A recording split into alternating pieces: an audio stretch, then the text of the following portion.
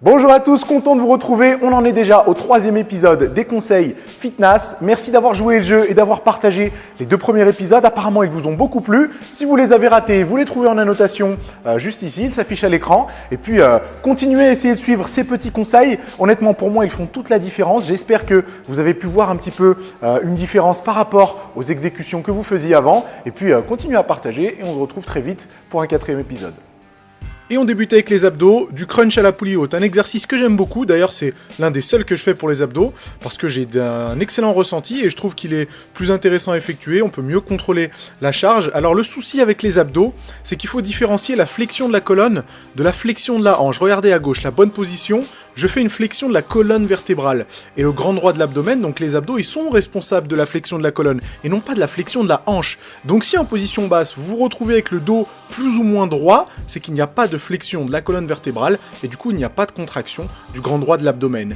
Et même si l'amplitude vous donne l'illusion de faire un exercice en amplitude complète, bah malheureusement c'est pas le cas, et vos abdos ne se contracteront pas du tout, ou alors que très peu, et l'exercice, non seulement il peut être dangereux parce que les fléchisseurs des hanches ils sont déjà assez puissants, pas la peine de les travailler encore plus, mais en plus, ce sera un peu de la perte de temps parce que ça sera un mouvement beaucoup moins efficace. Donc flexion de colonne et pas flexion de hanche. On reste sur les abdos avec du gainage. Alors le gainage aussi c'est un mouvement qui est plutôt intéressant, hein. Je le place souvent dans mes séances abdos, mais encore une fois, encore faut-il arriver à bien l'exécuter. J'entends souvent des personnes me dire ouais j'arrive à rester 3 à 4 minutes en gainage, et malheureusement si jamais vous restez 3 ou 4 minutes, c'est que vous le faites super mal. Le truc sur le gainage, c'est qu'il ne faut pas chercher à compenser avec les autres groupes musculaires. Sur le gainage, il faut essayer de contracter le plus possible uniquement les abdos, que ce soit le grand droit, les obliques ou même le transverse. C'est uniquement sur ça que le travail est ciblé, et du coup les autres groupes musculaires ne doivent pas intervenir. Autrement, ça serait considéré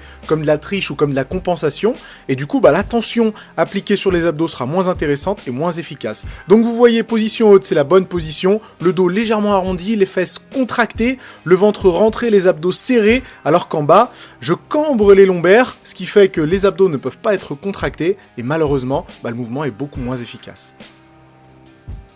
On enchaîne avec un conseil d'exécution sur le développé couché aux haltères. Alors dès que ça devient lourd, je vois beaucoup de pratiquants éviter de faire cet exercice parce que justement la mise en place est pas forcément très pratique. Alors regardez, je vous ai filmé un petit peu comment je m'y prends pour que vous puissiez copier, et vous allez voir que c'est une technique qui non seulement vous permet de ne pas trop perdre d'énergie, mais en plus d'éviter la blessure, d'éviter de vous déboîter l'épaule, parce qu'avec une charge lourde, malheureusement ça peut être dangereux. Vous placez les haltères sur les genoux, vous basculez, vous gardez les bras tendus pour qu'en position de départ, justement, vous ayez les bras tendus. Ça vous met dans une position avantageuse, et du coup vous pouvez commencer la série sereinement. Une fois que vous avez terminé, vous retournez les haltères, vous montez les genoux, vous montez les cuisses, vous posez tout simplement les haltères sur le bout des cuisses, au niveau des genoux, et puis vous vous laissez basculer en position assise. Pas la peine de jeter les haltères, pas la peine de faire du bruit. En plus, vous ne blessez pas. Regardez, j'ai des haltères de 50 kg et ça se passe très bien.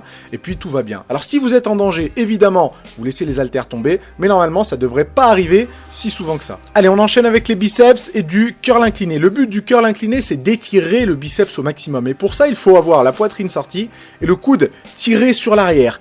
Et malheureusement, si jamais vous n'êtes pas dans cette position, l'étirement ne sera pas assez efficace, et du coup l'exercice en sera moins intéressant à utiliser. Regardez sur la position de gauche, bonne position, poitrine sortie, coude tiré vers l'arrière, bras perpendiculaires au sol, donc tout va bien, mon biceps est étiré. Alors qu'à droite, le menton rentré, la poitrine pas forcément sortie, le coude pas tiré vers l'arrière, regardez mon bras, il n'est même pas perpendiculaire au sol.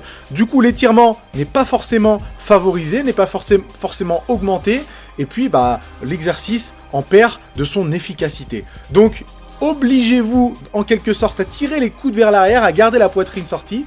Vous allez voir que l'étirement sera super intense, pas la peine de monter très haut, sinon vous allez devoir avancer le coude et l'étirement sera moins intéressant, et vous verrez que c'est un exercice indispensable à placer à votre séance biceps. Et on termine avec les ischios et du soulevé de terre jambes tendues. Alors le souci du soulevé de terre jambes tendues, encore une fois, c'est qu'on a du mal à dissocier la flexion de la colonne vertébrale et la flexion de hanche. Sur cet exercice-là, au contraire de l'exercice d'abdos que je vous ai montré en tout premier, il ne faut pas faire de flexion de la colonne vertébrale, il ne faut faire qu'une flexion de hanche. Regardez la bonne position. À gauche, mon dos est parfaitement droit, limite même cambré. Je pousse les fesses très loin derrière et je sais justement que ce sont mes ischios et mes fessiers qui vont être étirés et non pas mes lombaires. Alors qu'à droite, petite flexion de la colonne vertébrale, vous voyez que le bas de mon dos n'est pas tout à fait droit. Et qu'est-ce qui se passe? C'est les lombaires qui vont prendre le relais.